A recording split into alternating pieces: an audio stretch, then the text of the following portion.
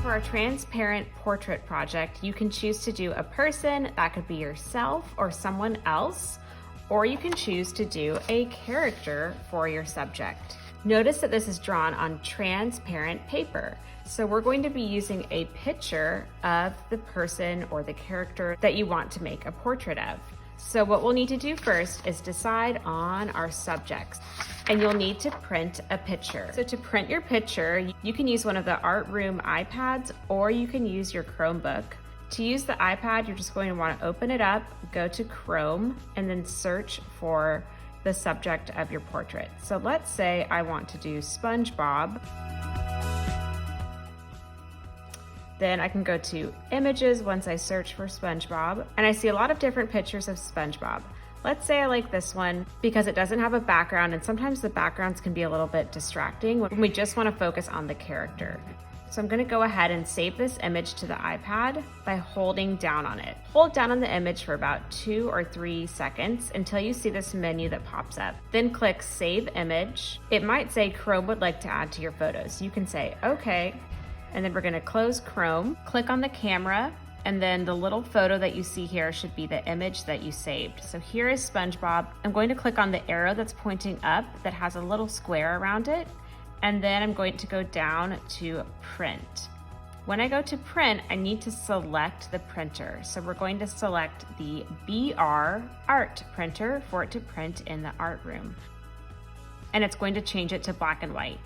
Then you're going to click print, and it may take a few moments to print. A few moments later. And then here is my printed picture of SpongeBob.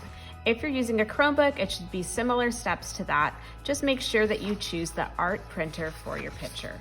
Once you have your printed picture, turn it over and write your name on the back with a pencil. After you've written your name on the back, you can get a clear piece of transparency paper, and you're going to put it on top of your printed picture. Take a couple paper clips and clip the papers together so that it stays in place. Then you're going to use a Sharpie to carefully trace the outline of your image. You're going to want to get all of the important details that make the subject of your portrait unique. So if this is a person, then you're going to make an outline of the face. So you would want to outline the nose, the mouth, the eye shape. One thing that you might not want to outline completely is the teeth. If you outline every individual tooth, you'll end up having black lines in your mouth, and it can look a little bit funny. So it depends on your image, but you want to stick with basic outlines for this. If you end up making a mistake with the Sharpie, you can use an Expo marker and then use a paper towel to wipe away that Sharpie. I'm going to go ahead and outline the rest of SpongeBob.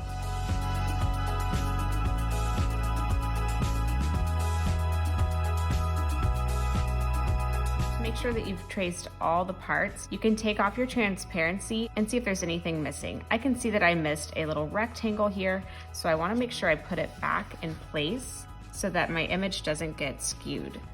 And I'm going to put the clip back on and then continue tracing.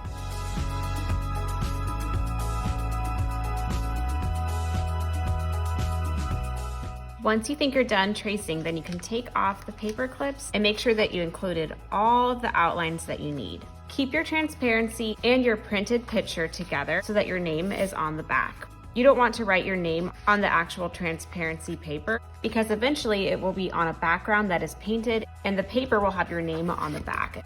I hope you have fun working on the transparency paper and choosing a subject of your choice for your portrait.